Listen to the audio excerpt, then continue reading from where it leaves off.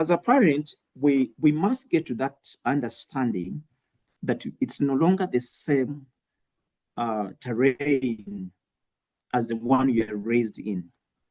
It's a little bit different. And so it requires our approach to be also a different. Allow me to share the slides that you're going to present. Just in case you're not able to see the slide, please give me a thumbs up, then I should be able to work on them. If the network is poor, kindly do not be left behind.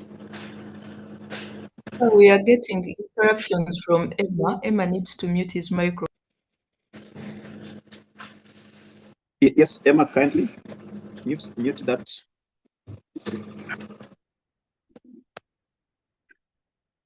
Are you able to see my slides?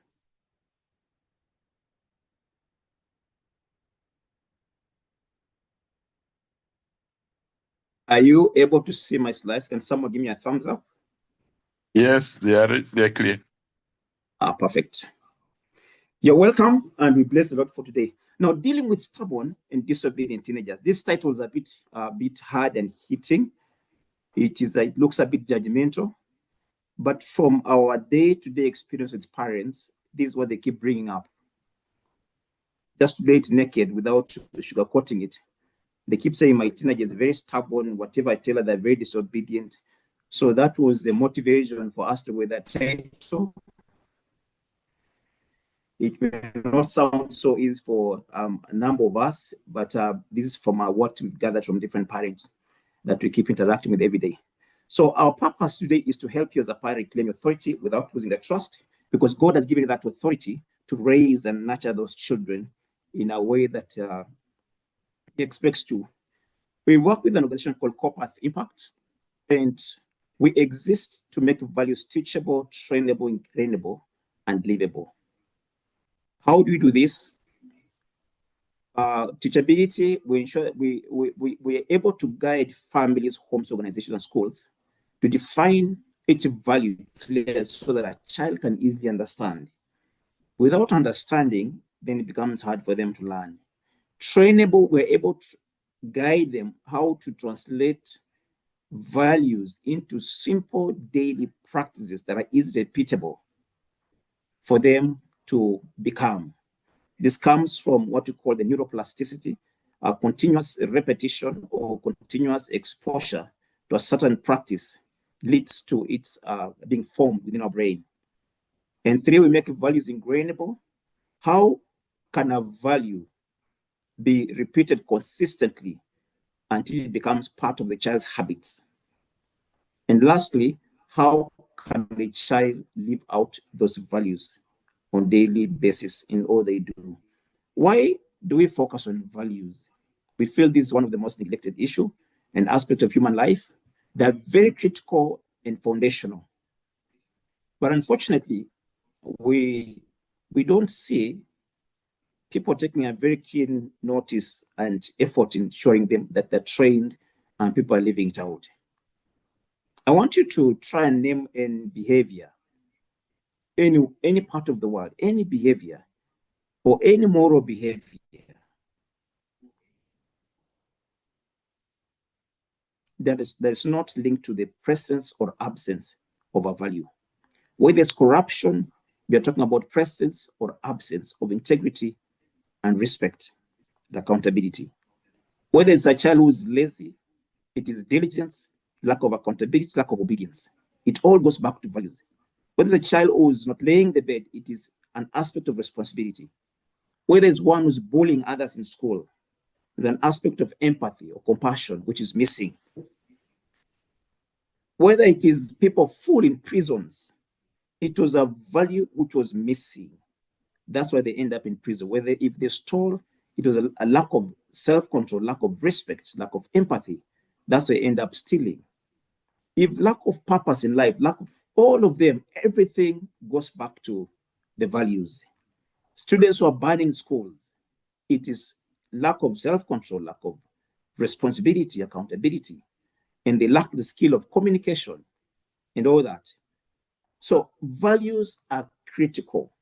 You cannot think of transforming society without thinking of trading values. Now, parenting comes in two forms. Most of the time we struggle because we rely on one form of parenting. We are all born with the natural part of parenting. This comes natural, it's instinctive. It comes in form of love, attachment to a child, personal experience, culture, and everyday response. It's expressed through care and protection of the child, affection, bonding, instinctive correction. You just know that is wrong, you tell the child stop. You cane, you slap, you do whatever to make the child stop. It's usually inherited from parents, the parenting patterns that we went through. It's usually based on emotional reactions to the child's behavior. This is a natural form of parenting. Any natural living being that's a parent or is naturally young, so it is a lion or a bird or a hen, or it practices this kind of parenting. It is a parenting approach that we are all raised with and we grow up in all those years. And it is the one we use to deal with the most basic things at home. But the world has evolved and we know it. Relying on the natural form of parenting alone is not adequate to raise a child in the 21st century. A child who is exposed, a child who is having influence from all different sources in the world, a child who has YouTube, who is protected by the law. You cannot rely on only the natural part of parenting. You must move on to develop the skilled parenting approach. For example, your child is addicted to social media or the screen. The natural aspect of parenting cannot help that child come out of that. You need a skill to get a child out of that. A child who's constantly disobedient or lazy, who's not finishing up the works, is every day is not laying the bed. You struggle with a child to shower. You require a skill to be able to help that child, that parent. And that's why we come in as a co-path and we develop our different courses. There's values-driven parenting coach, and it's able to give you all these aspects of how to raise a child from the skilled perspective of parenting. We have the values-driven parenting fundamental course, one is starting next week. It's able to provide for you all those kinds of aspects to be able to raise a child in the modern world. And many other courses will be coming in. There's one will be starting in April, Parenting by Design, the 5 windows of parental influence from conception to independent living. That will come in April. Raising a child in the 21st century. It's also a course we'll be doing. So you need a skill to raise a child in today's world. How do you manage the different pressures and all that? How do you build values and character intentionally? Right? So now, parenting as core path, just a minute.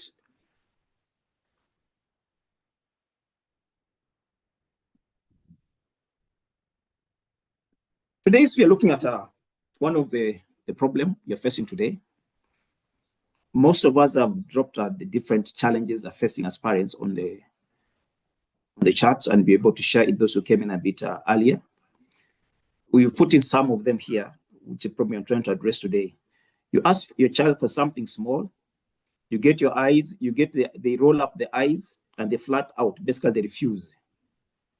You try different approaches, you ground, you punish, you take away the phones, you lecture, nothing seems to be working. And every day your teen seems to be pulling away, spending more time in the room or with friends. You feel like you're losing influence. And when you actually need it the most, you feel exhausted from the constant battles that you experience every day. Probably you're a single mother, and maybe the father is not there, and all those kinds of experiences, and you're basically struggling. Underneath of all these things, you feel so scared. You're scared for their safety, you're scared for their future, you're scared for the relationships, and you are not sure how things are going to turn out. So as a parent, you find yourself you're actually struggling emotionally. And this ends up affecting all other aspects of your life. Now, tonight, we are going to cover why traditional discipline actually makes things worse. It does not work. When I say traditional, I mean the normal, natural approach to parenting does not work. We're also going to cover the real reasons behind stubborn and disobedient behavior. Then we shall take you through a 4-step framework to rebuild connection and reclaim your authority to influence the child. I will look at one or two practical tips just to help you start, and a few one or two real life stories. Now, the trap that most parents fall in, what we think and what actually happens in the child. If I ground them longer, they will learn. Or if I cane them more, they will learn. Or if I take away this privilege, they will learn. But what do you get instead? Resentment grows, relationships keeps eroding. Yeah. The more you get stricter, you think they're going to listen, but the more you get stricter, they push back harder. But here's the hard truth. These approaches almost always backfire with teenagers, and we're going to look at them. When our teenagers push back, for teenagers, control always backfires. Not because they want, but how God has wired them. Why does control backfire for teenagers? Teenagers' brain is wired for two things. One, autonomy. When I say autonomy, I mean to drive to become their own person. From 10 years to 18 years, the child is now the brain of a child, the neuroplasticity is becoming more, I can say, less flexible. And it is continuous solidified, what you call identity formation and independence living or autonomy. The child starts preparing to live out of your home from 10 years. Now, from 10 years, they go through different phases. We shall not look at that. But they go through different stages, about 5 different stages from 10 years to the time they're leaving a home by about 18 years. From 18 years, when the child messes up, you don't care, it goes to prison. There's a reason why, because they have now fully matured up. It is a divinely created process in the child, and they have nothing to do about it. So from 10 years, the child starts seeking autonomy. And 2, they start seeking what you call belonging outside the home, what you call peer connection. They start valuing friends more than you as a parent. Why? Because they're starting to live outside your direct control as a parent. So when parents increase control, teens experience it as a threat to their autonomy. The brain goes into what you call fight and flight mode. They don't think that mom and dad are right, so I should comply. That's not how they think. They think I need to resist even harder to protect my freedom, because that's how they're wired by God to start thinking of living on their own from 10 years. This is not bad parenting, it's biology. When you look at the teenage brain, the developmental mismatch. During the early adolescent, when you look at my graph, I hope you're able to see, not sure if you're able to see my cursor. But when you look at the lower side, the lower bottom, lower left, you'll see developmental mismatch. There's emotional spike, system peaks, early adolescent. When you go up, you'll see I've written amygdala, which is part of the brain. This part is responsible for emotion and reactive responses. This part developed fast during the early adolescence, from about 10 years to about 14, 15 years. From about late 15 to 18, depending on the person, the prefrontal cortex picks up. So the one which is responsible for reasoning and control comes in a bit later, from about 16 years, 17. This now comes in as a control time. The one which is responsible for emotional feelings, reaction, is the one which has been in control. As a parent, you must be able to understand the child that you're raising and which stage they are in. So the control spiral, when you try to control the child, allow me to proceed to the next slide. When you try to control your child, this is what happens. I call the vicious cycle of control. The teen will push back because of how they're wired, and they're not reasoning because the reasoning part of the brain develops later on. Then the parent increases the control. The teenager feels more control. Then they push back harder. The parent increases further control. Then the relationship breaks down. Then the teenager shuts down or rebels, locks himself in the bedroom. When he comes from school, he goes to hide himself in the bedroom. What happens eventually? The parent loses control, loses influence. Know that the teenager once is doing it deliberately, but just how they're naturally wired by God. There's something they're developing into that you cannot stop as a parent. So what control actually teaches? The unintentional curriculum of you trying to control your child. What control teaches versus what we actually want to teach. Control teaches that but power matters more than relationship. Yet you as a parent, you want to teach that trust matters more than power. Control teaches that comply only when watched. That's what it's teaching the child. That's what it's teaching, that the silent curriculum, an intentional curriculum, control is teaching the child that only comply when I watch you. Yet as a parent, you are supposed to be teaching, govern yourself from within. Control doesn't teach that. Control teaches that freedom is something to fight for. Yet what you need to teach as a parent is freedom is something to earn. Control teaches the child that they don't trust me. Yet what you want to teach is I can earn the trust. So the harder we hold on, the more they slip away. The shift that changes everything is that we need to shift from control to influence. The old mindset is I need to control my teenager.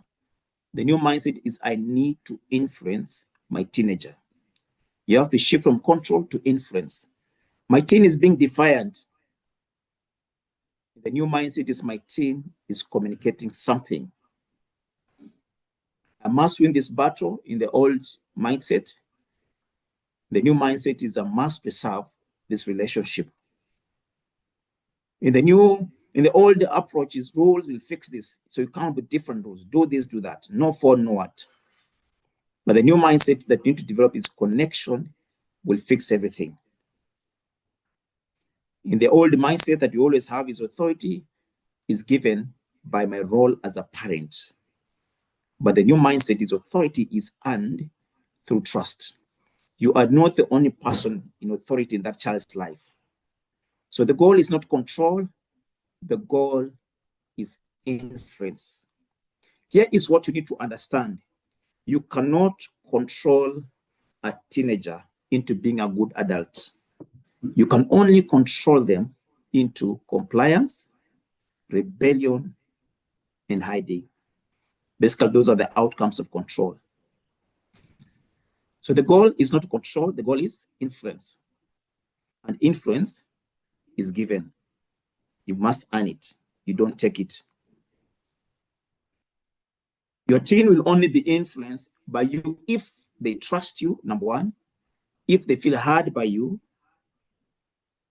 and if they believe you are on their side. That's why the old approaches fail.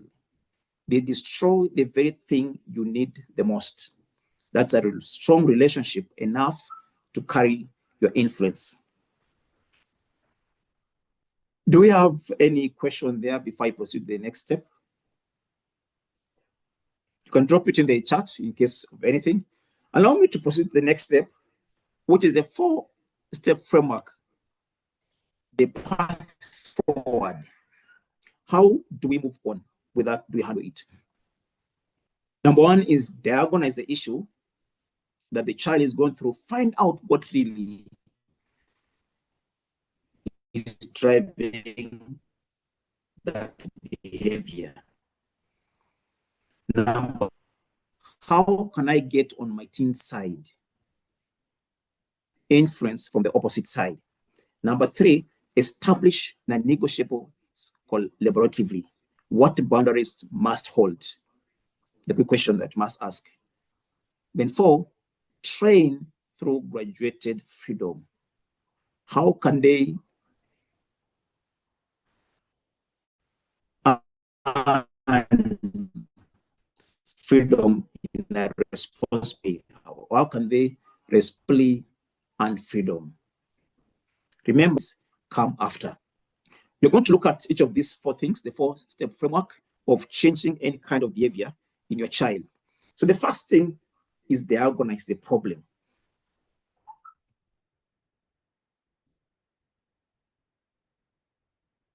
The first question is not how do I make them stop this behavior of all the time being on the phone, coming home late, talking back when I talk to them, or sleeping up late, keeping the room tidy and all that, not showering, leaving the bed disordered and all that. The first question is not how to make them stop. It is, what is this behavior telling me? Behavior is communication. Defiance is the symptom, not the actual disease. Behavior is just an outward manifestation of something hidden inside. So all behaviors are recognizable, just like all diseases. What's apparent is to figure out what is going on underneath. So the ask is to find out. Look, every behavior has matter. Respond effectively, you must understand what really is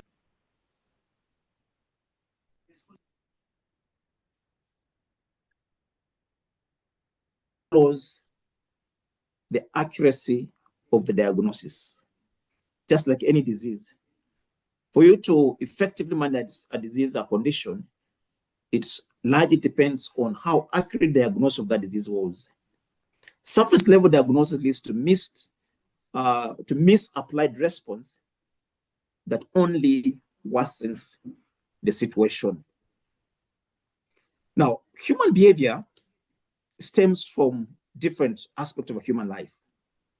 What you call them layers. There's what's called the developmental layer. There are about 8 layers that shapes a human behavior.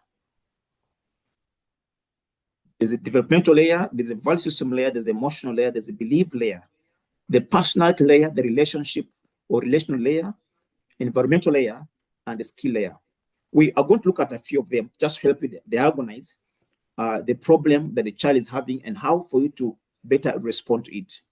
So when we talk about the layer, we're going to look about 3 or 4 of them. The rest of them we encourage, at least if you can be able to enroll to these courses of ours, you should be able to learn all of them. The developmental layer, what is it? The normal stage of growth all children go through. Children go through different stages. There's 0 to 3, there's 4 to 9, there's 10 to 18, and there's 19 plus. Those, we're looking at the neurodevelopmental stages of a child's brain. How does it affect behavior? Teens are biologically wired to seek independence and autonomy from parents. Some defiance is healthy separation. It is not rebellion. The brain's prefrontal cortex or the impulse control is not yet fully developed. It is developing. Diagnosis question: is this a developmental stage issue or is something else? Is this normal for this child? Are they supposed to be pushing away right now? Is this typical for adolescent development?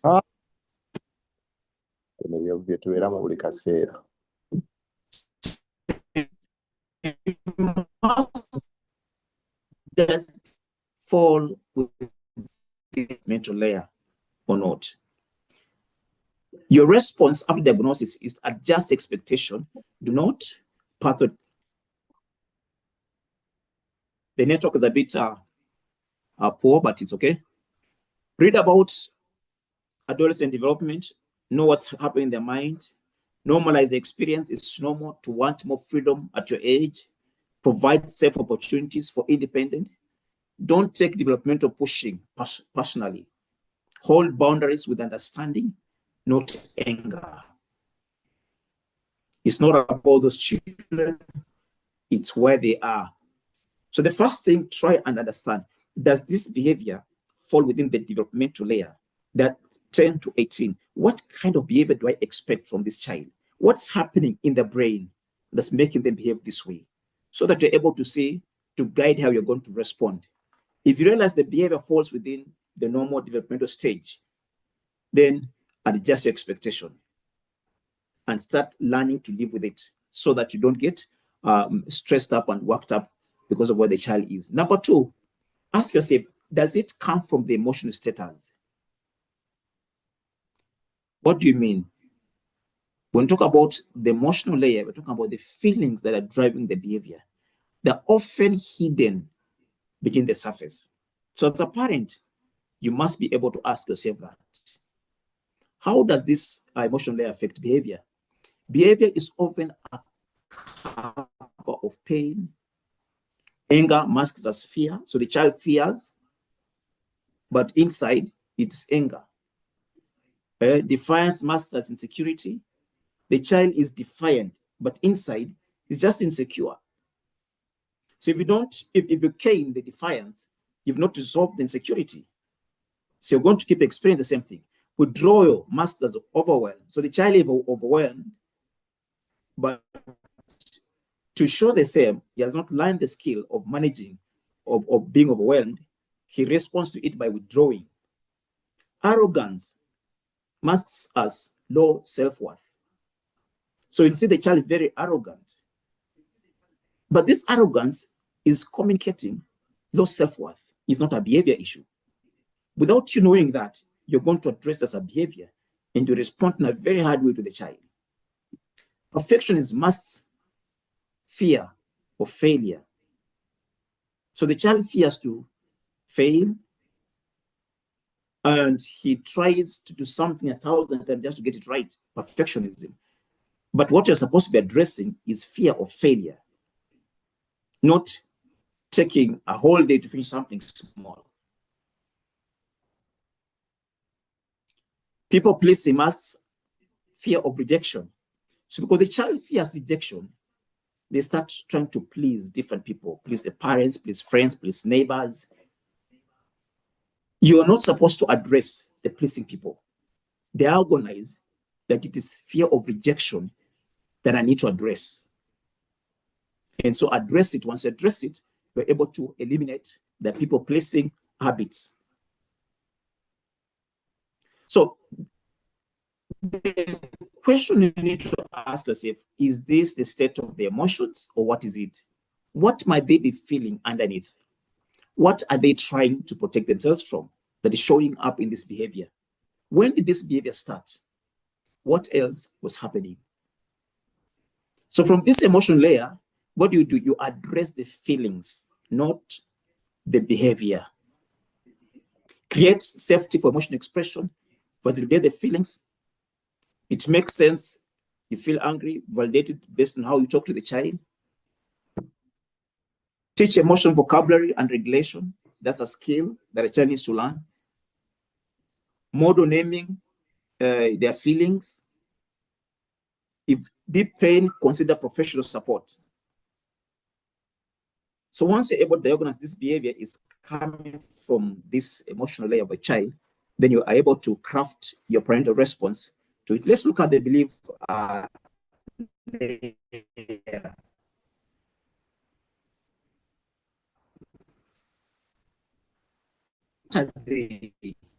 These are the hold about themselves, about us, and repeated messages from the parents. From the time the child is born, 0 years, or 0 days, 0 hour, to the time you are coming to discover that issue, he has been forming their belief system from the words that you speak, from the experiences, from whatever they observe between you and your husband, from the environment, the people they play with, they're forming a belief system that ends up determining how they behave. So beliefs become self-fulfilling prophecies. For example, a child who takes things without asking, who steals, they believe that if I ask, they will say no, because has experienced the same before. A child who stops communicating, stops trying to communicate, believes no one listens to me. So he folds because that's what he believes inside him. One who gives up on school, he believes that I'm stupid. Maybe didn't perform somewhere well and what was spoken to the child. So he ends up giving up on school. One who acts out or withdraws, inside with them, they feel, I don't belong. One who believes, I have to be perfect, okay, is one who crumbles under mistakes. So belief within itself affects how the child behaves. And how do you diagnose this? You must ask yourself as a parent, what do they believe about this situation? What past experience have shaped this belief? Is this belief accurate or distorted about themselves? Where did this belief come from? What messages have they received?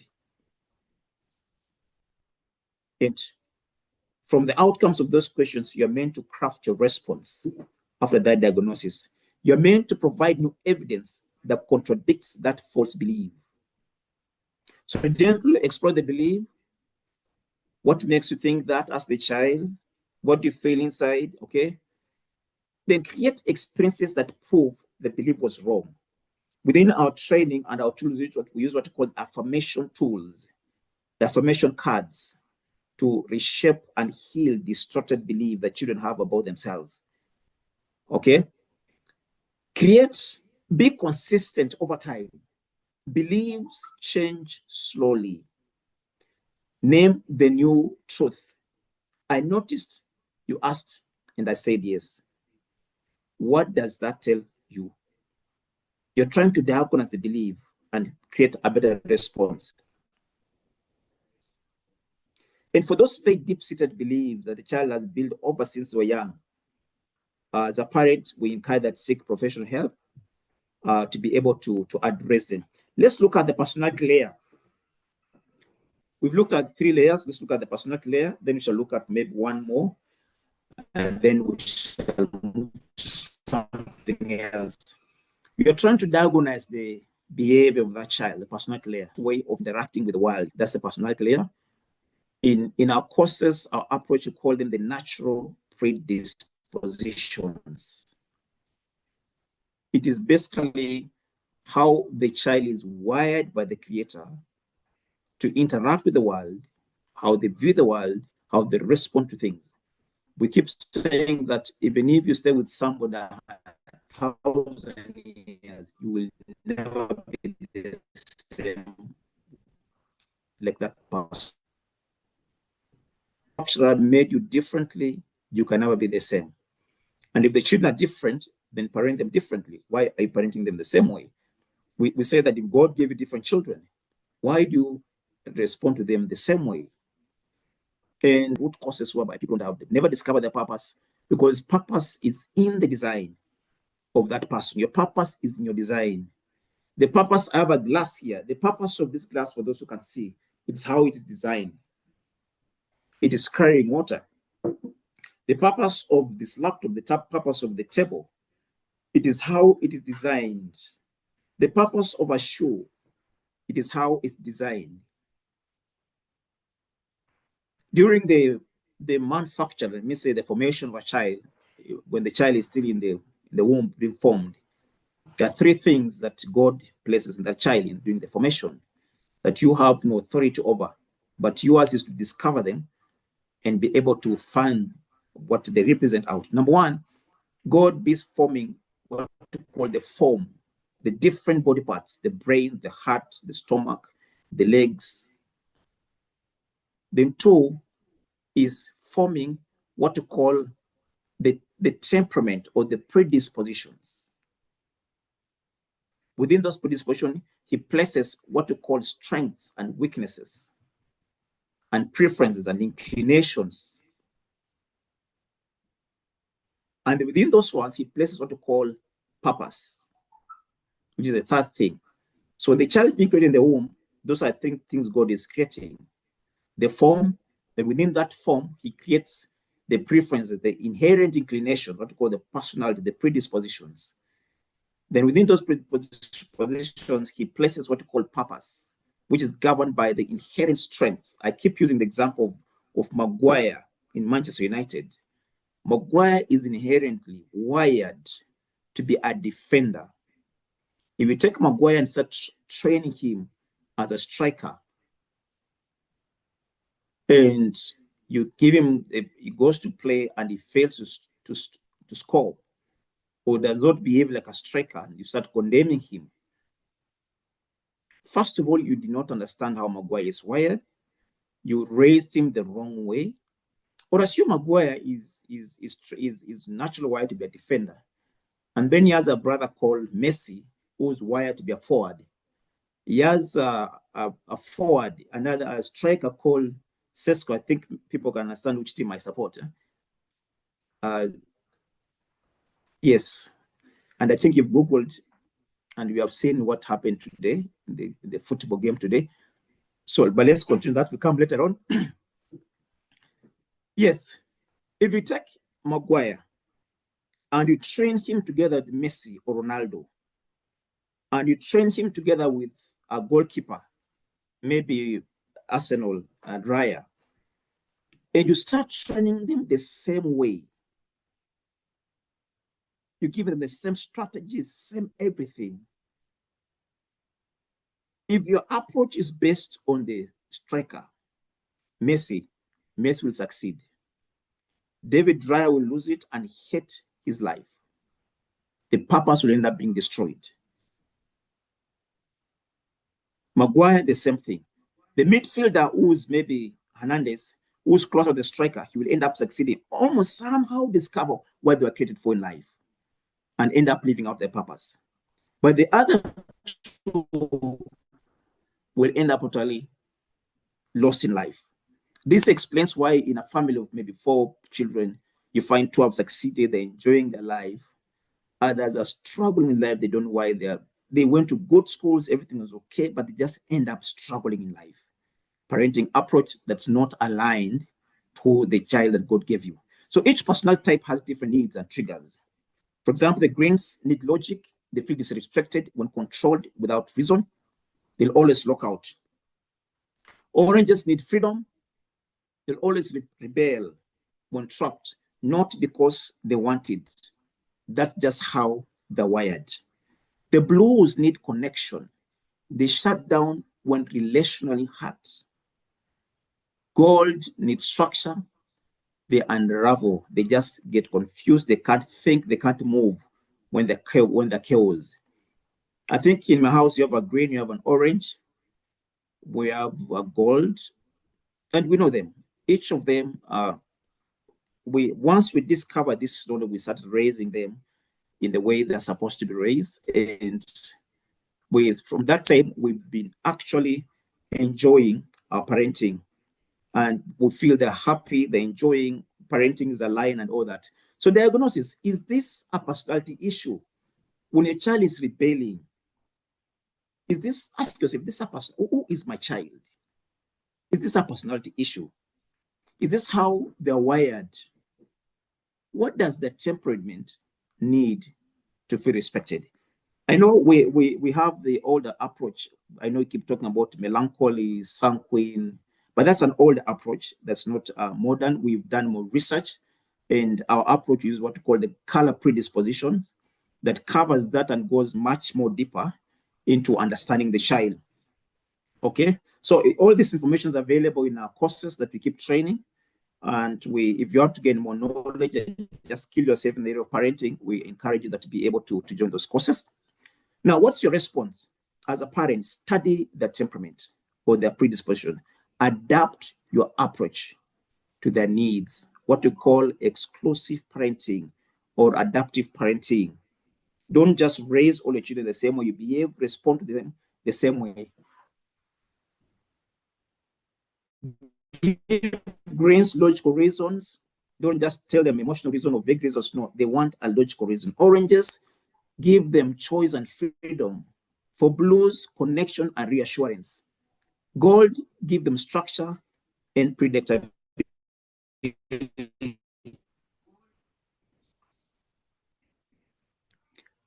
As a parent, stop expecting to be someone that never give you what. One, there are about 8 areas. We've looked about 3. This is the 4th one. Guides choices and our construction. How does it affect behavior? Values. Can I ask a question here? Are trainable to practice. Can I ask a question? Not just taught. Okay. In case you have a question, kindly drop it into the chat, and first the one leading us will be able to pick them up. She'll be checking the chat frequently, and she'll be able to pick it up. So repeated behavior often reveals which values are still being built and need more intentional training. A child who lies needs more honesty practice. A child who hits others needs more self-control practice. A child who is lying, as I mentioned before, needs to be trained in honesty. It simply means the child has not learned to speak honesty. For those who read the Bible, it says that train up the child the way they should go. So the thing is training. Training entails 2 things: the practice and repetition of that practice. Just 2 things: the practice itself and continuous repetition. In football, maybe the coach will tell the players, the practice is be 2-3 meters from the person who has the ball. So every time the player has to look out, am I 3 meters? Then he moves at 3 meters. Then they keep practicing it every day, repeating it every day. The more they repeat, the more the brain wires itself. Whatever you repeatedly do, you become it. That's training. There's a big difference between teaching and training. We are commanded to train and not to teach. Teaching is the prerequisite of training. When you stop at teaching, you only provide information. The child becomes aware that this is how honesty looks like, this is how integrity looks like, but does not have the capacity to act it out, to become it. Training provides the ability. Teaching provides the knowledge, the awareness. Now, teaching is what happens in homes. Parents talk about a behavior, they're providing the awareness. In schools, about values, even in most churches, they teach, but they do not train. Training, you take the behavior, you take the value. Let's take an example of responsibility. Responsibility itself is a very abstract value. and the child does not understand what's the responsibility, you must break it down into trainable, concrete actions, what you call the practices. For example, how does responsibility look like? Responsibility is laying the bed, showering, brushing your teeth. That's the child understands. So how do you treat responsibility? You say, wake up and lay the bed. Tomorrow, wake up and lay the bed. The next day, wake up and lay the bed. What are you doing? You are repeating.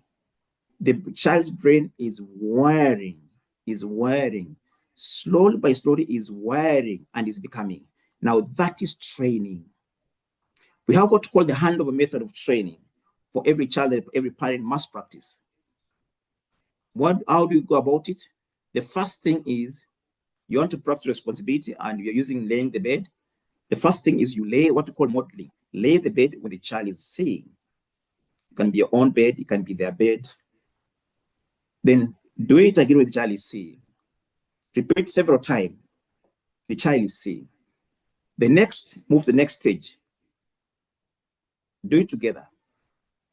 He's holding that side, you're holding that side, you lay the bed. As you're talking, as you're chatting, why the bed is important to lay every day. You're training now. What we call the handover method. And thirdly, let the child lay the bed as you're helping them. Okay? So it's now shifting the responsibility. Keep on repeating that. You are training. Then the child will lay the bed as you're watching.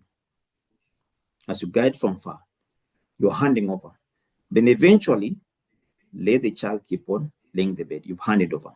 Then let the child keep on repeating. Yours is now to mount a repetition. Was it done? Was not done? Then eventually, the child becomes. You have done what? You have trained. That child, whatever you train, people don't forget.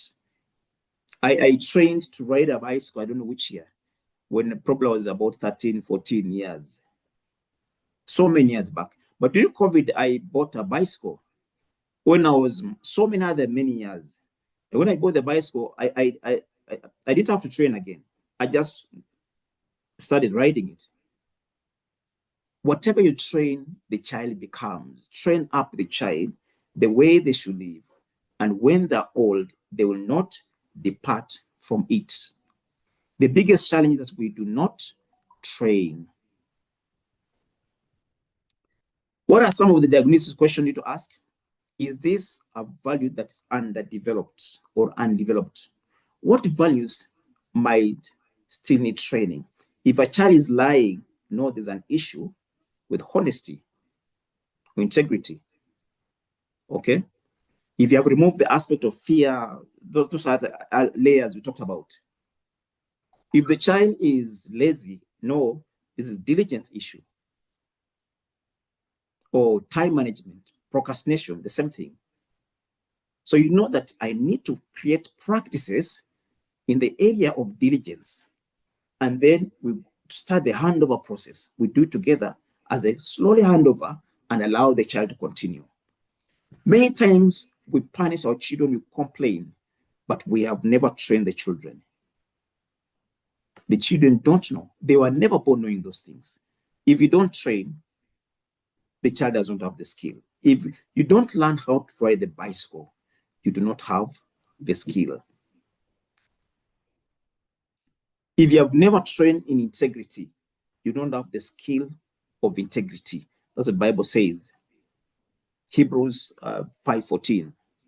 Without training, the person does not have the skill to do it. So identify the value. This is your response. Train the values systematically. Don't just punish the child.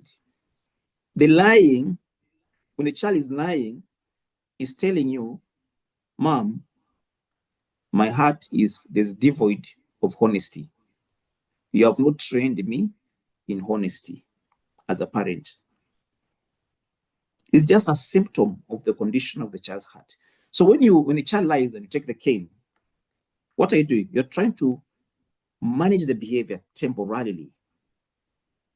But without going ahead to train the heart, the child will live in that behavior management state. A time will come when mom and dad is not there with a cane and he's a policeman on the road. He was never trained in integrity. He takes bribe. He was in government. He was never trained in integrity. He does not know. He knows what integrity is. He can define, even write books about it, but does not have the capacity. He was not trained in it. So corruption. That's why I keep saying that the only way to eliminate corruption is a heart issue. It's the absence of integrity, absence of accountability, absence of responsibility, absence of respect. For us to eliminate corruption in the nation, we've got to go back and train. Many parents are not training their children in the area of values. And that's why the world is becoming much more lawless as we get along. So we're supposed to train, create daily practice opportunities for a child to practice that value, track progress visually. We provide the tools in these areas for those who are part of a class, those who've been able to purchase a values-driven child toolkit. It comes with all training tool things that are able to help you as a parent to train.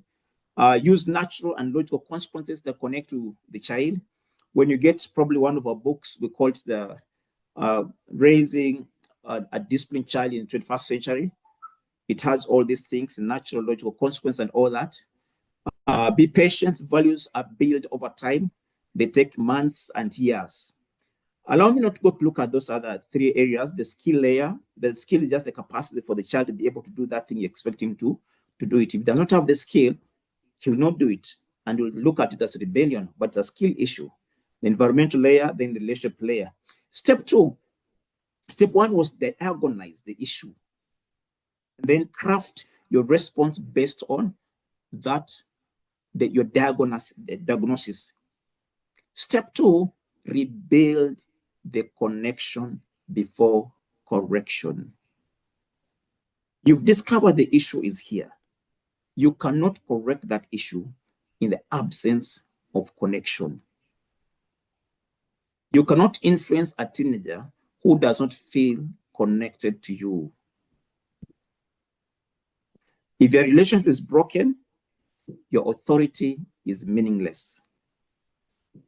Your teenager will comply out of fear, he'll comply temporarily, but they will not be shaped by you. So the thing is, first be in the same space. You need three things, what you call the three keys to rebuilding your connection with the teenager. Okay? Three keys. Number one, align your parenting to who they are. Become the parent they need. You are not creating something new. You are discovering and finding it out. Number two, align your parenting approach to the developmental stage. For this teenage is become a coach and a mentor. Number three, map your language and communication. Love, talk less, listen more. We shall look at that 20% talk and 80% listening, because the youth, the teenagers from 10, they're discovering. You already discovered during your days, they're discovering. Every time we are naturally wired, when we discover something, you want to talk. So this time, they're looking for a listening ear. We're going to look at that. So let's look at key number one. Align your parenting to who they are. For you to reconnect with your child, rebuilding the connection, getting back to your child's life to be able to influence them. So the key number one is align your parenting to who the child is. One of the things that locks parents out of the children's life and denies them influence is what you call misaligned parenting. We mentioned that each child is different. When you parent against their nature, you create constant friction, rebellion, and stubbornness. When you parent with the nature, connection flows easily and naturally. This we are talking out of experience. He's already experienced in a house. Parenting right now is very easy. Things just seem to be flowing.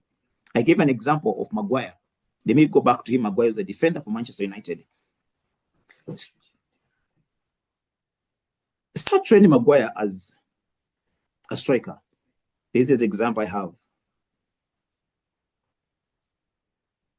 Maguire is going to struggle to pick instructions because they're misaligned who they are. You're going to see Maguire as though he's rebelling. Why are you not following simple instructions? That's going to create friction. Then Maguire is going to be seen as rebellious, as stubborn. The root cause is not a behavioral moral issue. The issue is misaligned parenting. There's a reason the creator created Maguire that way. The reason he created Maguire that way is so that Maguire can serve the purpose of being a defender of Manchester United. But you're raising him as a striker. Now what happened? Let's look at Maguire eventually. Because of the experience Maguire is going through, he ends up hating football. He drops out and he goes to become a lawyer. All right? He was not going to be a lawyer. Then he works in law for 2 years, 3 years. He feels, I don't belong here. He sees this company.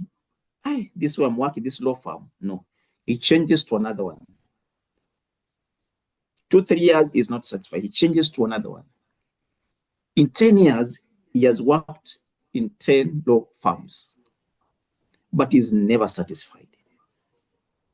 What does he keep doing? He keeps asking God, God, show me my purpose. Show me my purpose.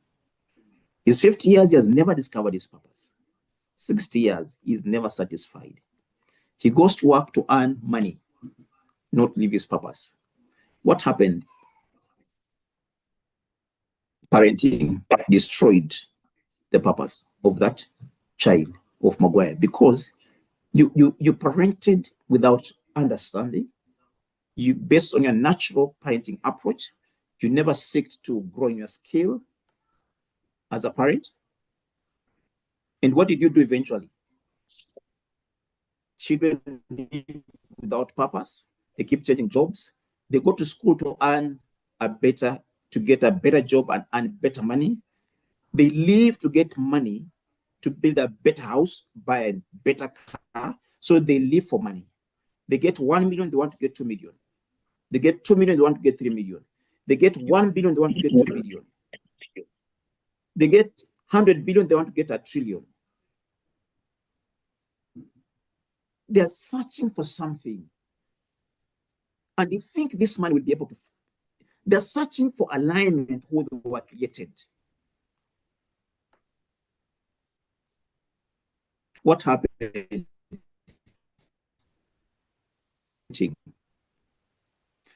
Now, we think they have deep research. If a child is, or a child is an action-oriented, spontaneous, freedom-loving, their career path and purpose lies in that line. What you need to do is give them choices, not commands. Provide freedom within boundaries. Make it fun. Let them move. Wake up at 7. If you wake up at 7:01, there's trouble. Avoid taking freedom away as the only consequence. You kill who they are. And eventually they lock out. They say, my mom, my dad does not understand me. If a child is blue, get back to the earth. Once you, that's what we did actually in our house. Once we aligned, our children became so open. They want to spend time with us. They keep telling us the stories, what they're thinking, what they're planning. They're growing in the different areas. We have one who just loves reading books. In a week, she can read, she's 14. I think she's 14 now. She can read several books. In a week, she can read 2 books, 3 books. We just allow them to become who they're supposed to be. This one is 17, at some point, she kept locking out. Right now, she's just free. She talks. She's blue. Okay?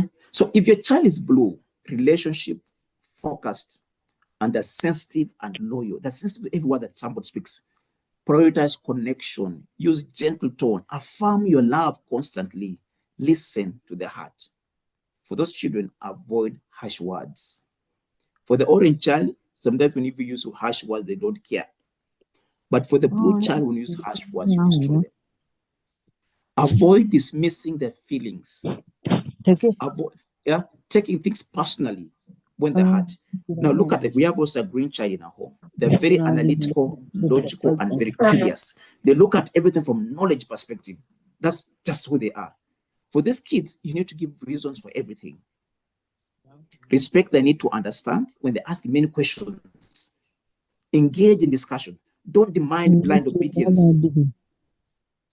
Don't go into because I say so, dismissing the questions, expecting compliance without explaining why that compliance. Now, for the girl children, they're very structured, responsible, and detail-oriented. For these children, provide clear expectations, be consistent, give them time to prepare for changes, affirm their reliability, avoid chaos and unpredictability. We have one of our girl children. If he's doing maybe in school and the teacher just come and says, they stop in 30 minutes or in 20 minutes, the brain stops working.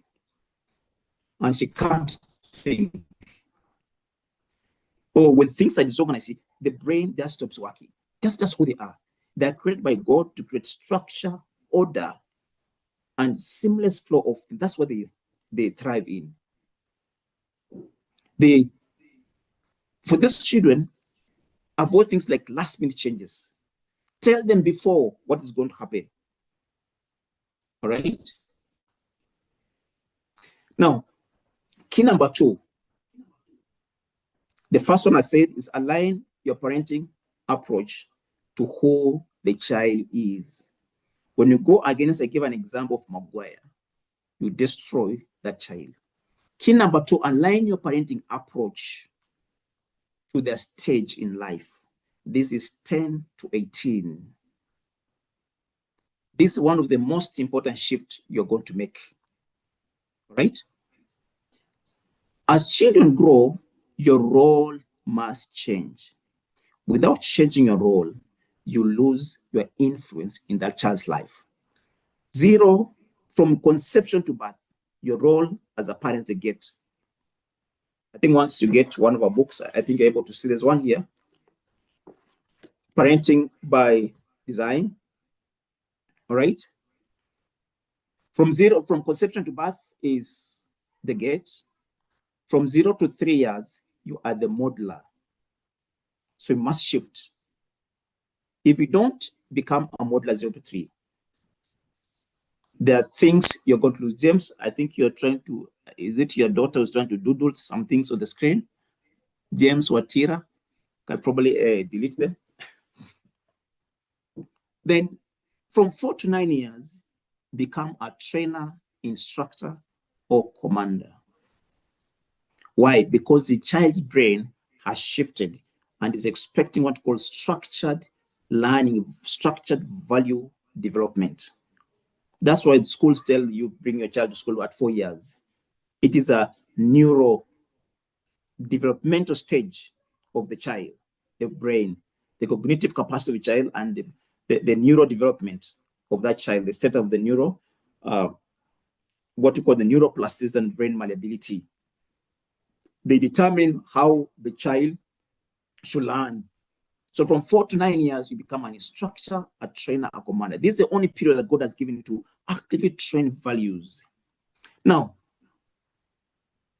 4 to 9, you realize the child is with you. You go to the bedroom, the child is there.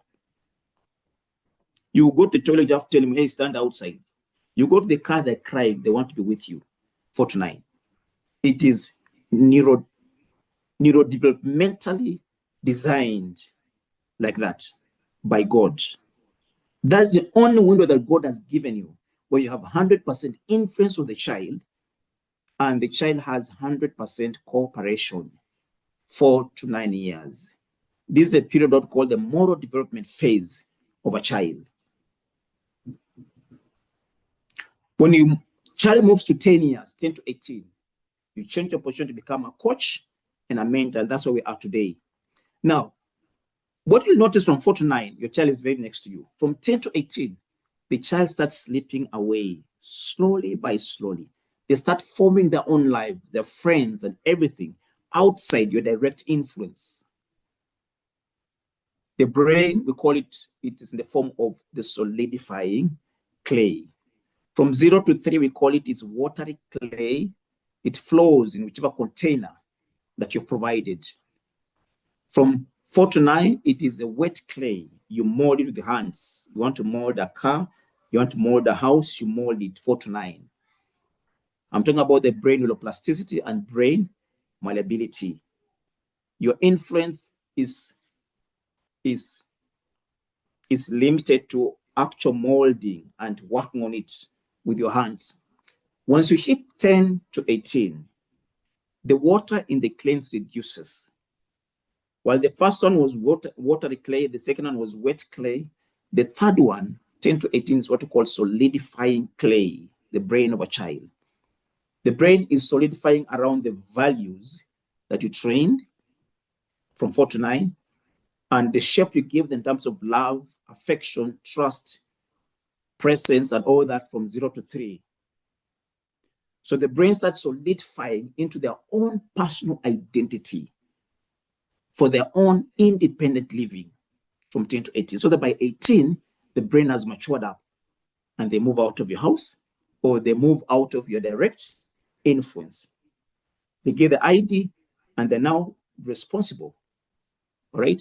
From about ages 13, there's certain things come in the child's life, what called the moral awareness. It now starts forming actively.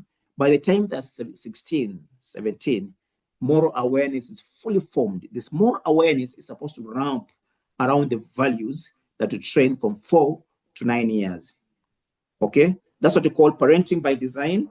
And I have a book here we call Parenting by Design, 5 Windows of Parental Influence from Conception to Independent Living. From 18 years or 19 years to 80 years to 100 living. 100 years, that we call the independent living. During that period as a parent, the things you do in the child's life, we've been able to put them down and document them down. Okay, from 18 years or 19 years plus, you become a supporter, cheerleader, consultant, a legacy builder.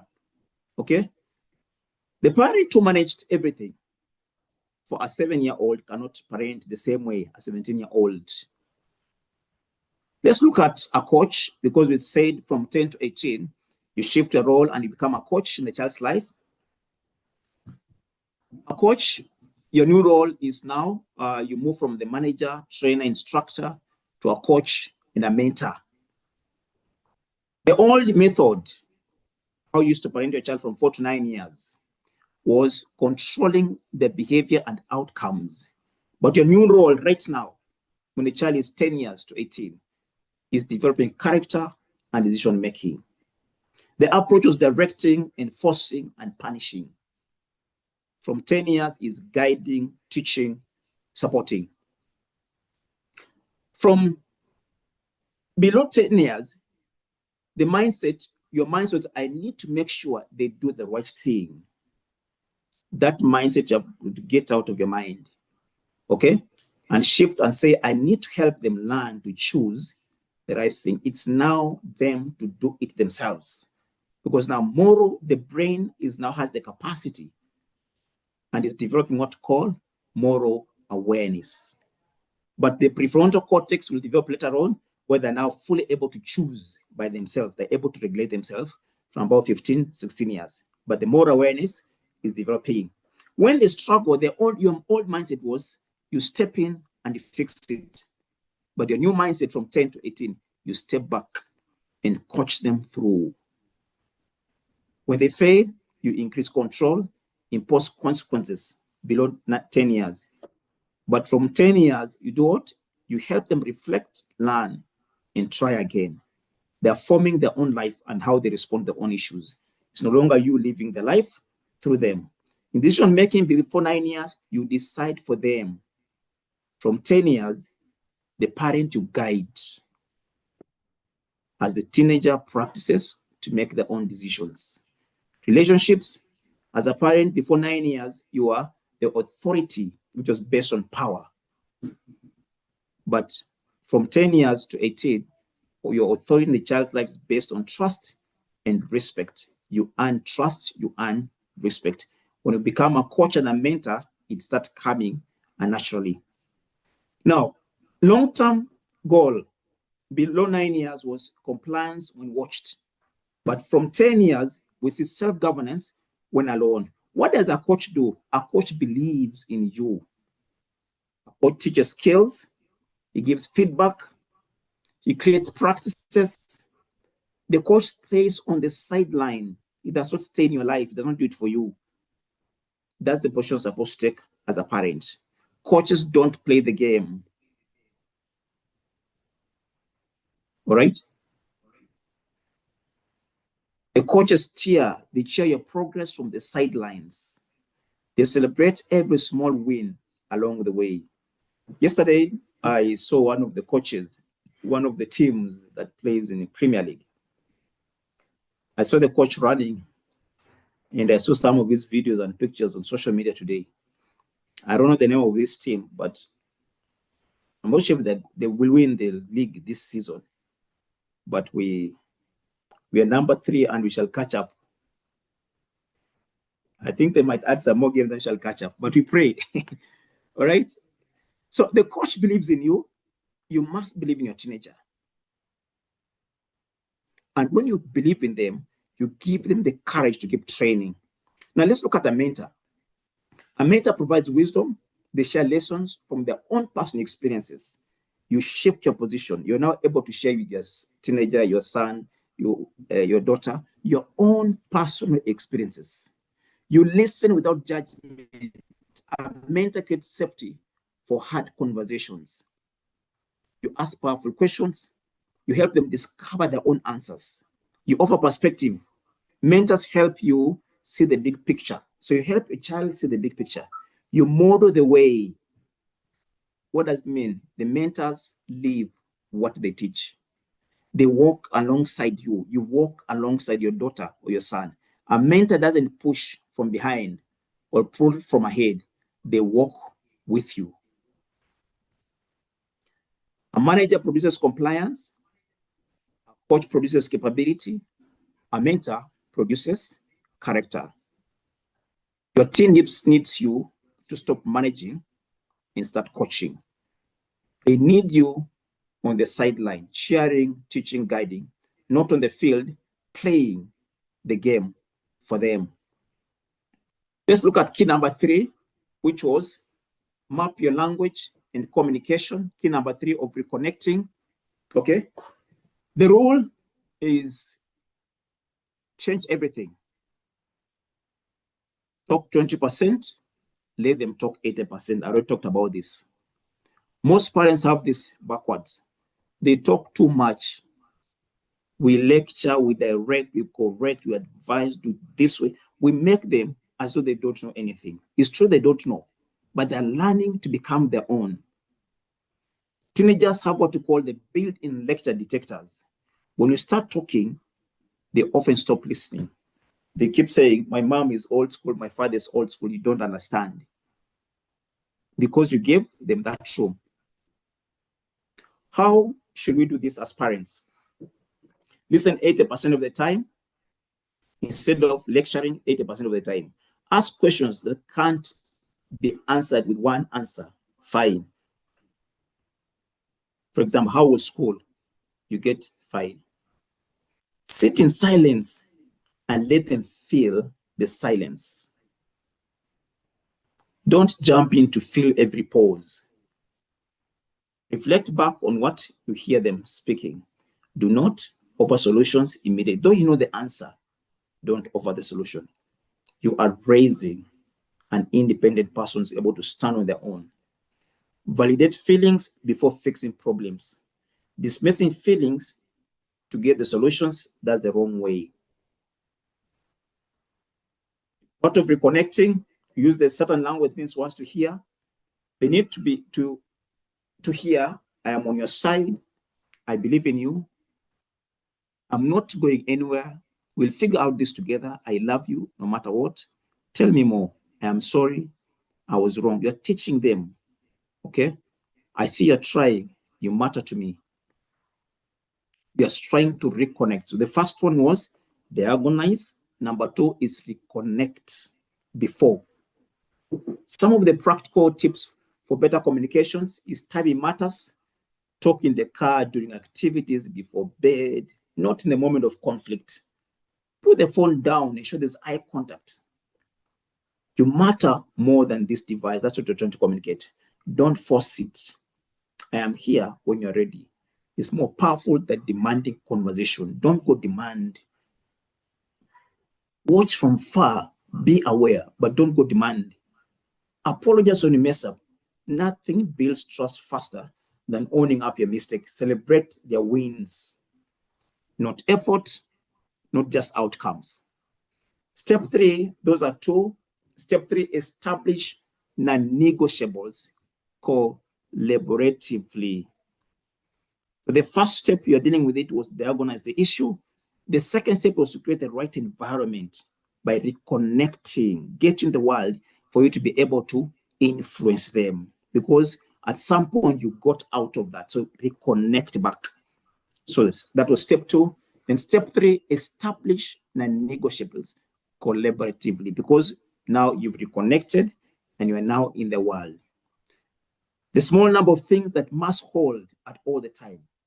You're not looking at controlling them, you're looking at influencing them.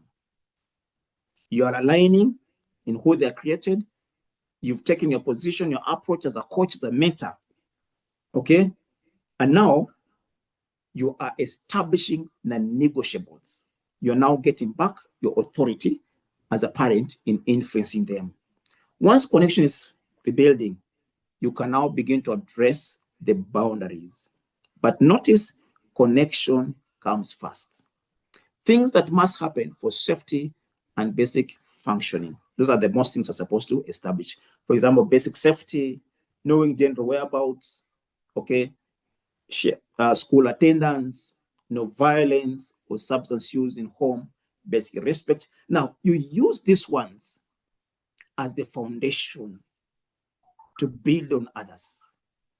When the child is now able to observe the basic safety, he told where he is, he earns more points in terms of credibility for you now to increase, to give them more freedom. All right? So you start with the basics as you build on those other ones that you want to establish in their lives. So why the collaborative approach? How to set boundaries without triggering rebellion. Step 1, start with their perspective. Help me understand what's important to you about having freedom. Start from their perspective. Share your concern from a place of care.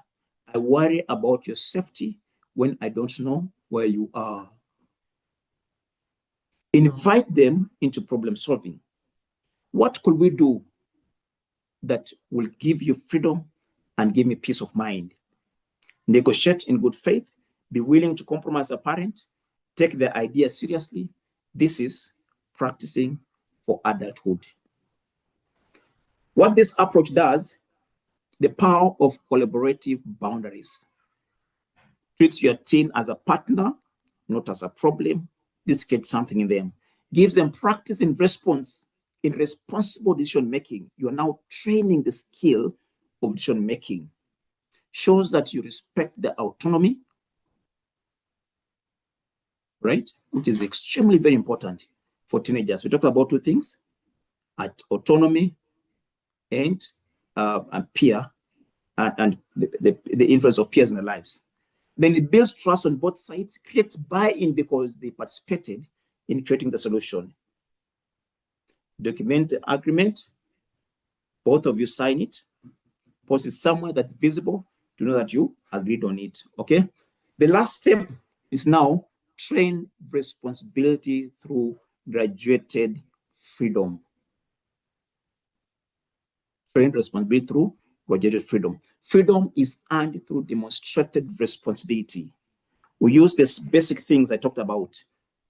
to now graduate responsibility. Level 1, demonstrate responsibility and earned responsibility. They're two different things. Consistent check-ins, basic honesty. What does it do? The child earns more freedom, expanded weekend freedom. The more they demonstrate the things we talked about, let me just go back there. The basic things, this one's here. Basic safety, school attendance, violence or violence or substance use in the home, basic respect. You can add in the list that you feel these are very basic for our own home. Once they demonstrate responsibility in these very basic ones, okay, like safety, school attendance, those are basic, they must do it. Respect, no verbal abuse. Those are basics that you must start from. Now, once they're able to demonstrate responsibility in this basic, now you do what you're calling graduated freedom. You train responsibility through graduated freedom, okay? Once they're able to demonstrate responsibility in those areas, you expand what you call the earned freedom. Full transparency about the plans. The curfew is in the curfew is later. Okay. Follow through on commitments. They get more autonomy. Let's check in. Mature decision making over time, significance, independence. Now, how to implement graduated freedom? Start where they are at. Start where they are. Okay. What responsibility can they demonstrate now? Start where they are. Okay, what the responsibility they can demonstrate at that moment. We've already given those basic things. Make the connection explicit. Give them the path forward. When they sleep, recalibrate. Don't punish. You forgot to check in. Let's step back at a level and try again. Celebrate progress. When they're consistent, celebrate it. They earn more freedom. Why does this approach work? It's logical. Teens can see the connection between responsibility and freedom. It is fair. Everyone knows the rules and the path forward. It builds skills. They're practicing what called self-governance. It preserves relationships. You are coaching and not controlling. It prepares them for adulthood. It's exactly how the real world works. Allow me to go to just a few takeaways and then open up for questions. Then she'll be able to conclude from that. Remember, this control always backfires with teenagers. Behavior is communication. Look beneath the surface. Connection comes before correction always. Non-negotiables are few. Focus on safety. All right. The first thing is to start restoring is safety, because they buy in easily, and then you build on that one for what we are calling demonstrated responsibility freedom that's earned through demonstrated responsibilities. Apparent, you are part of this, and you have to do it because it belongs to you. Most of these things, we have them within our courses. So in case you might want to know much more, we encourage you. We have one course starting next week, the values-driven parenting course. Must be starting on Tuesday. Our courses are quite deep and rich, well researched, very modern, focusing on the modern child. Okay, because we've not grown up so much in the olden days. So our advice not based on those days, is based on the parent of today who's parenting a child right now. It's based on experience and a lot of research they've done in these areas. So our courses are quite modern, okay, and based on the child of today and not the child of yesterday. We don't bring advices or guidelines that are based in the 1980s because you grew up in the 80s or 70s or 60s. No, we are a modern approach because the challenges are modern and today. Thank you so much. That's the end of my presentation. I pray that you've picked something, and I encourage you that in case you have a question, kindly go ahead and ask as we go through to see what you put in the chats in case there are any questions there. Thank you so much.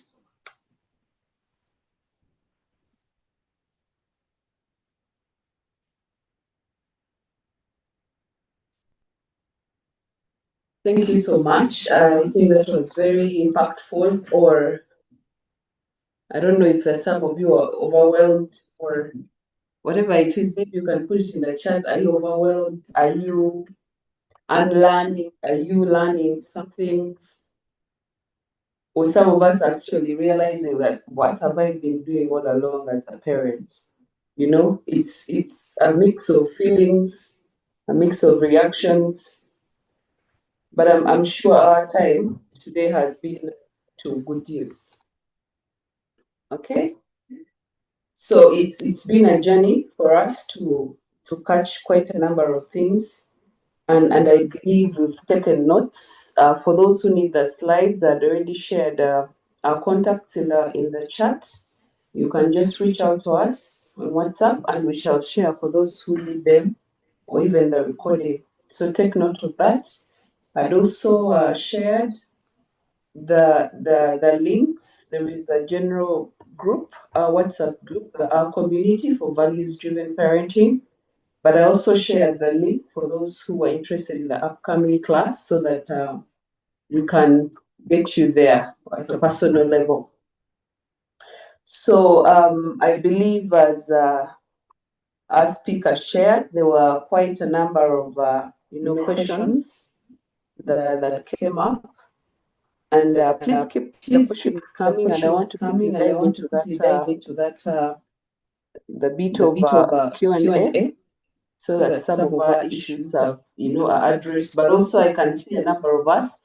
I'm sure our questions have been answered for those who sent in their challenges as parents at the start of the webinar and even what they feel about it. I am confident and I hope that you've got something that is going to help you move on from today and on how you're going to deal with your teenager.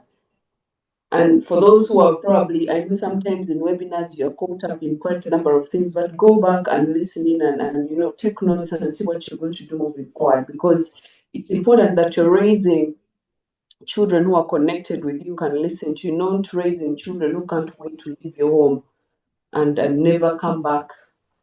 I think a lot of us are getting quite a number of insight. So when I look through the questions, I think the first question came from Nancy, who was asking on how to balance the opinions of her son, which she wants to consider with the direction as a parent. I don't know if Nancy will answer, because you asked this at the beginning before the speaker started.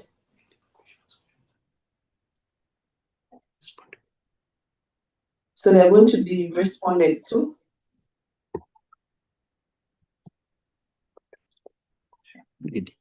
Just pass over. Okay, let me pass over. Let me see what the speaker has to comment about that. Yes. Yes, because I think there are several questions here.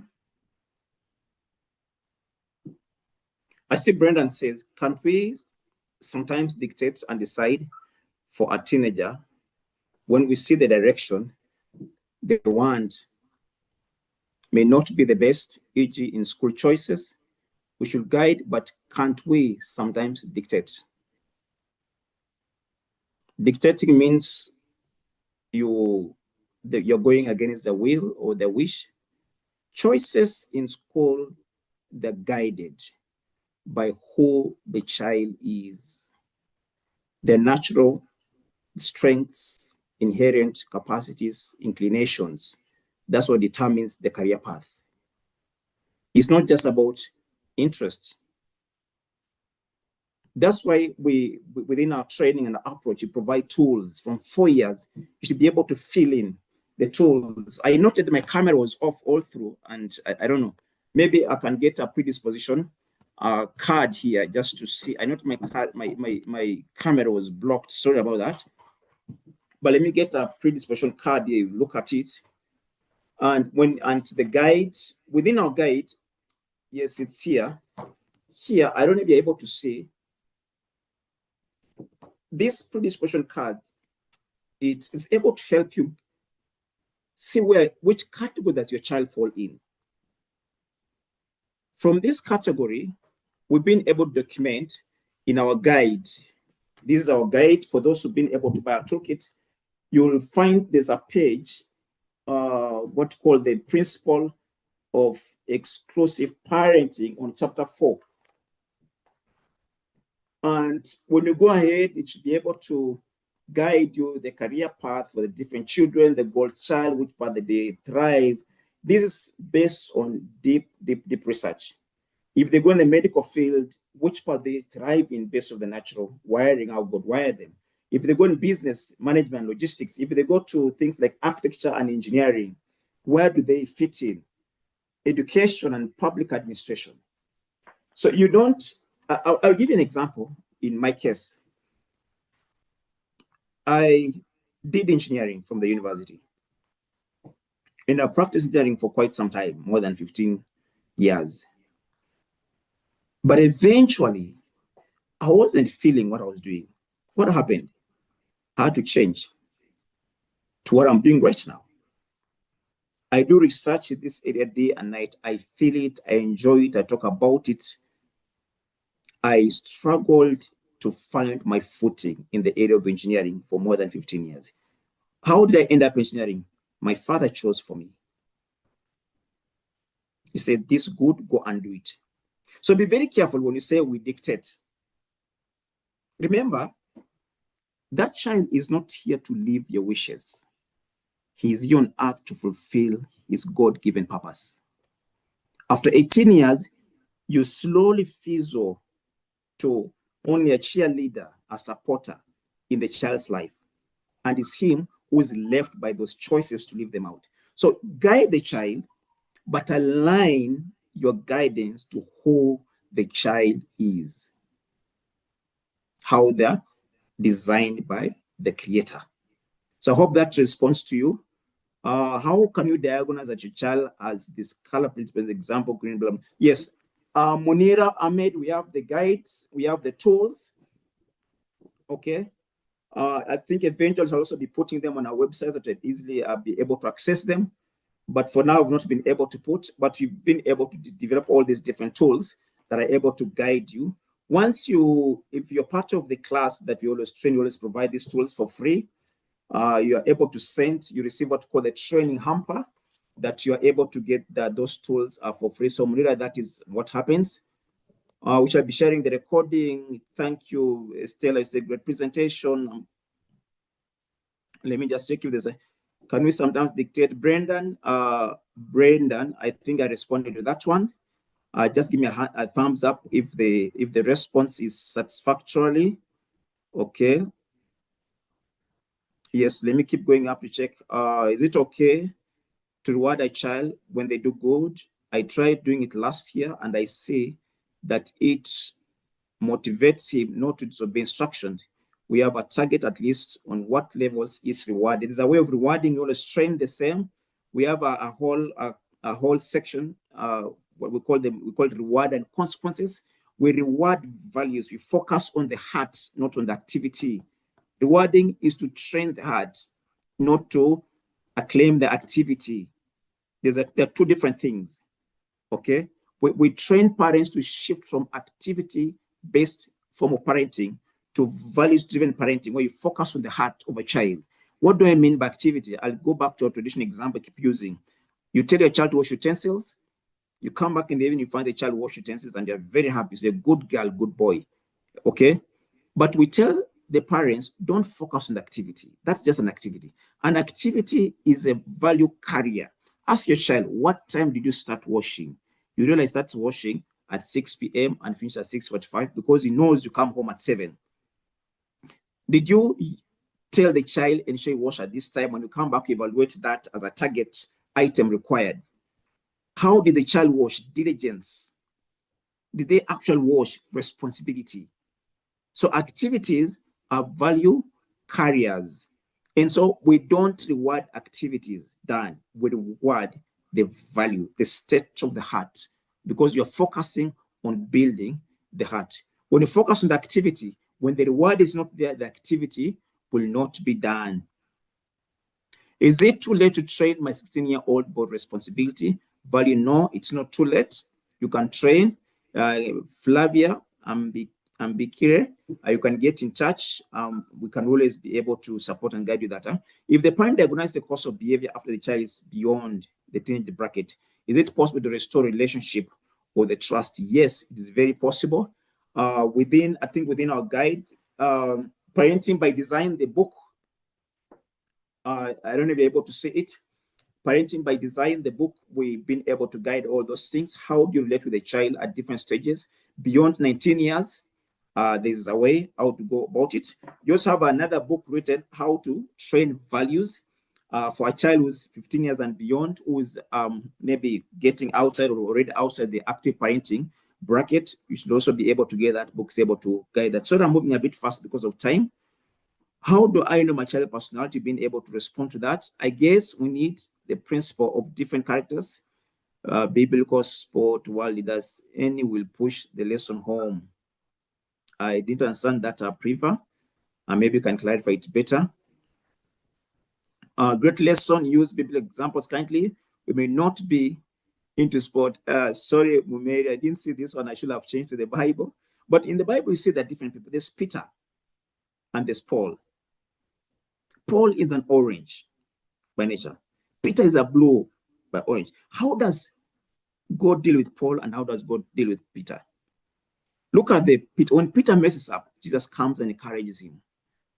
Take care of my sheep. He repeats even 3 times. Okay? We see Peter shedding tears, immediately messes up. He cries and leaves after denying Jesus 3 times. Very different. But look at look at the call of Paul. Totally different. It's actually lightning from heaven. It strikes him. That's the only thing he understands. Very different approaches. Now look at the things that Paul achieves. They are called, created, and wired for different things. So based on the personality, God had to bring in somebody called Paul. He had a Peter, he had a Mark, why didn't he use the Paul, the Mark, the whatever to write 3/4 of the New Testament? He needed a person of a different personality. Yet he needed a Peter to take care of the church, to nurture the church. He was the first pope. He needed a Paul to plant and keep planting and going and going and going without stopping. All right? Those are 2 different people within the Bible. All those kinds of examples in the Bible. Parenting is becoming so academic. Yes, one example, because it's actually very complicated. We're dealing with a child's character. Character is very complicated. Behavior is very complicated. Our children are being raised by the entire world. All right? And parenting, when we go to schools like Strathmore right now, they have a course in parenting. You can take it up. Several universities are now considering areas in parenting. Now parenting is trainable. You cannot just rely on the natural part of parenting. All right, say traditional parenting doesn't work. No, we did not say it doesn't work. We said it's not adequate. Priva, tradition, what we call the natural approach to parenting, is not adequate to raise the child in the current world. The child in the current world is exposed to so many things globally. Social media is watching, and the skills needed. For example, traditional parenting, how do you help a child? How do you help a child to stop, or how do you eliminate addiction to screen or social media in a child of today using the natural parenting approaches? It's virtually impossible. You're going to take the cane and cane, but the child will not stop. You're only going to drive the child away. In those days, it was not able to drive the child away because the child was not so much informed. He did not have other source of information. The child today is informed, is protected by the law, so many things. That's why relying on that approach of parenting is not able to work today. And those parents who are just relying on that approach of parenting, you can see today the world and the struggle they're experiencing. Because of that approach of parenting is becoming more and more and more harder for parents. That's why we are saying gain the skill of parenting. How do you deal with this behavior? How do you deal with this? And all that kinds in different areas, okay? Yeah, the slides will be available, Lydia, in Nairobi. The slides will be available. Most of them are hostile to supportive advice. I think we've gone through that. They are hostile because of the approach you're taking. Virginia and Juki, that's what you say. My 3-year-old is obsessed with perfumes. Like she can do anything for perfume. And I think we've been able to address this. In case of anything, come back to us. Okay, the child is becoming their own. Give space. take a back seat, get back in the life, and then be able to guide from there. For those who are on YouTube, we shall be able to share the slides. So we'll share your contact, then shall be able to share the slide. We've shared the link for you to be able to share the slides. I'm not sure I've gone through everything. Let me check. Just a minute. Thanks for wonderful presentation. I think I've been able to answer almost everything. We have a few minutes to close. Does one deal with the pressure for sleepovers? How does one deal when to have on phones because friend X was younger? Now, in the 21st century where we are living in one of the webinars in our training, we helping parents on how to deal with the phone issue and also the issue of sleepovers. But at the core of it, we are telling the parent that you can no longer put the controls on the child the same way you did many years ago. So right now we are saying focus on the moral compass of the child. Focus on helping the child know that this is wrong, this is right. I cannot take this one because it's wrong. Focus on training values. Focus on the internal moral compass. Empower the child to make the choices by themselves. Because you can lock the house and say, no phone today. Tomorrow is playing with the neighbor and they're watching pornography. Or they're at school, a child comes to the story which they watched somewhere. You are not there. So in today's world, it's virtually impossible just to use those controls. But it's a method of putting controls that we always train. I think we went through it in one of the webinars, the last webinar went through. Okay. So how do you deal with the pressure for sleepovers? Train values, try and help the child. Okay. Put for him targets. If you're able to achieve this one, tell him we'll go for sleepover. And if you go for sleepover, if you hear something, you lose it. Okay. What you call graduated responsibility that we just talked about. Okay, start with things. Once it becomes better, let him keep growing and all that. Slides. I see the emails, the slides. Thanks so much for the contacts. Okay. I think I'm done with responding to the questions on the chat. Do we have any other question? And then we should be able to close after this. I want now to ask anyone who has a question that can be able to ask. Share your contacts. What you do actually as people, please just send a WhatsApp message to those numbers. It's going to be much more easier for us to share. Send a WhatsApp message to any of these contacts, the 0720 that we shared. Let me provide it here. Yes, it's going to be shared. Share our WhatsApp message there on that contact, and then we are going to send it over to that WhatsApp. Okay, just send it to WhatsApp so that we don't have to struggle with all these emails. Kindly, Susan, send a WhatsApp message to this number, then you should be able to share the slides. Do you have any question? Somebody is able to talk and just ask a question, then you should be able to respond to it, then we'll be able to conclude.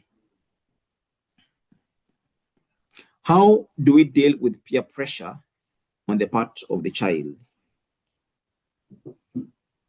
Mark, I think we responded to this. If I can go back to these original slides, we said the need, allow me to go back to the original slides, the two things that we talked about here. That teenagers' brain is wired for two things. Number one, they want to separate from you.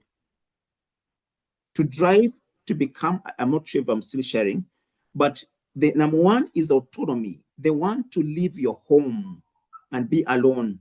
Number two is peer connection.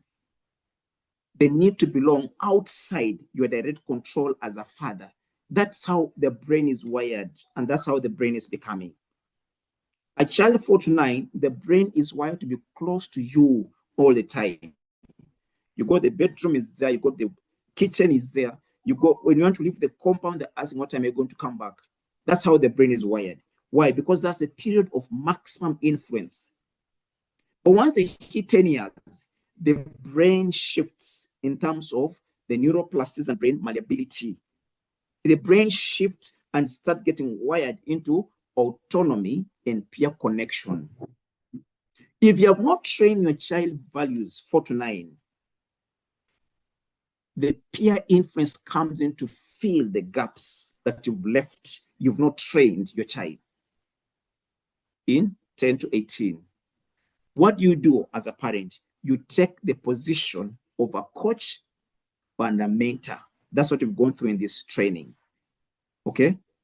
And through that one, you're able to guide your child and restore those graduated process, restore what to call the moral compass of the child, knowing what is right, what is wrong. But it has to be done by aligning yourself to the child, number one. And number two, aligning your approach. Become a coach, become a mentor. If you don't take those two positions, you lose influence in the child's life and you may not get it back.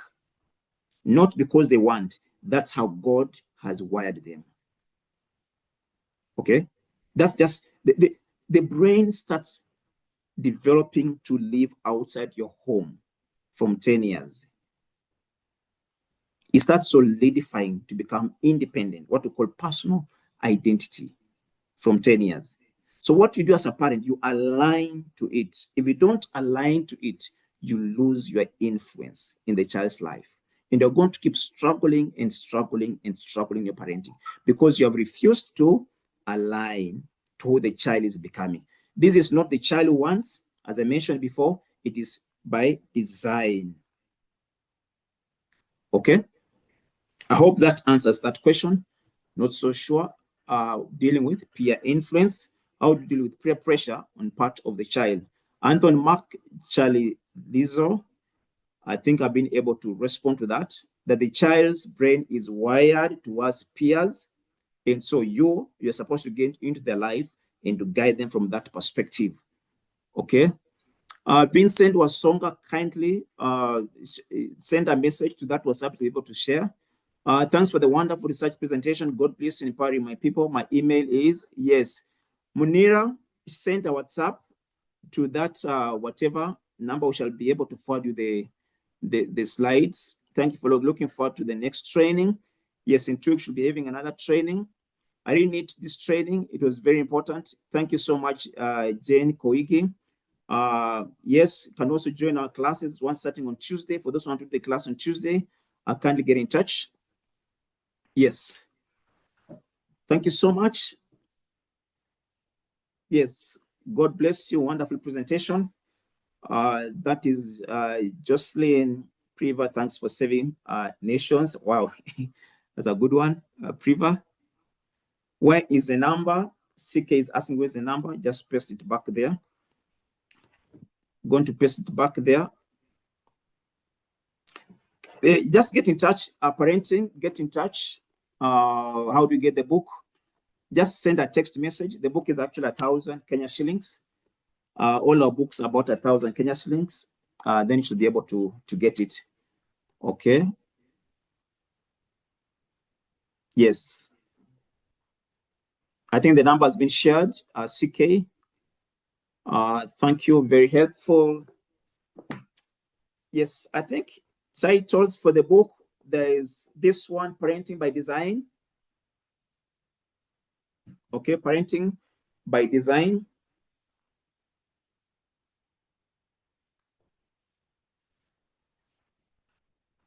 Helena Cheng, thank you. Very informative, practical. Yes. So thank you, our team. We consider these are done. We look forward to hear from you in terms of registration for the classes. And then we shall be having our next probably webinar in the next 2 weeks or so as God opens the door. Okay. Jesse says, my daughter's 19. I'm grateful that I now know the gaps and what to do next. Blessing to Jesse. Kindly go and apply them. And may the Lord bless you. Yes, Liz, you say thanks. This is very nice. Be well. You can check out our website, www.copathimpact.com.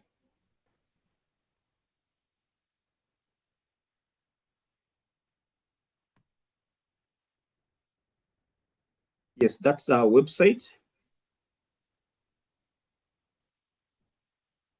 You can check it out in case of anything. If you want more information.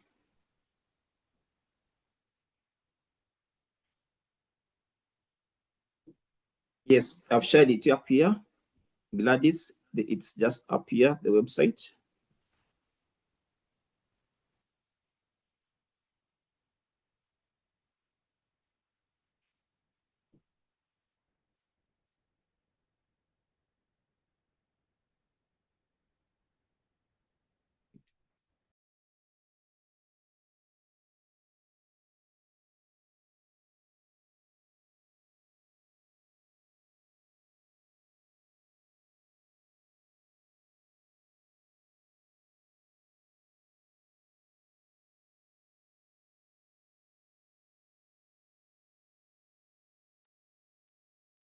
Okay, thank you very much. Okay. So for those we've shared our contacts. For those who need slides or recordings, please reach out to us. Okay, then you'll get all the details, or you'll get the answers to all the other inquiries that you had. But thank you so much for sparing off this time to, to attend to this. And I believe our journey as parents is going to be better. Okay, thank you very much for your time. You can leave at your pleasure, please.